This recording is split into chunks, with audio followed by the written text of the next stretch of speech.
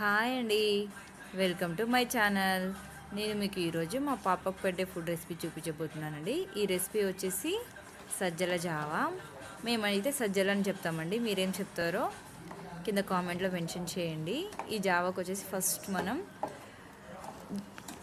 సజ్జలు పిండి పట్టుకోవాలండి, బరకగా పట్టాలి. పట్టాక ఫస్ట్ వాటర్ బాయిలింగ్కి పెట్టుకొని మనం సైడ్లో ఒక కప్పులో సజ్జల పిండి అండ్ వాటర్ కలిపి ఉండలు లేకుండా మిక్స్ చేసుకోవాలండి. అలా మిక్స్ చేసుకుంటే మనకు ఉండలు లేకుండా మంచిగా మిక్స్ అయ్యి ఈజీగా అవుతుంది అన్నట్టు కలిపేటప్పుడు. అలా కలిపేయాలండి. అలా కలిపేసి ఆ వాటర్ బాయిల్ అయిన వెంటనే దాంట్లో పోసుకోవాలి. ఇగో తనే మా పాప లేచిందండి, ఆడుకుంటుంది, వెయిట్ చేస్తుంది తనకి ఎప్పుడు ఫుడ్ పెడతామా అని.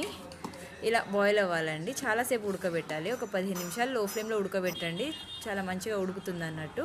ఎక్కువసేపు ఉడకబెడితే మన పిల్లలకు డైజెస్ట్ అవ్వడం ఈజీ అవుతుందండి.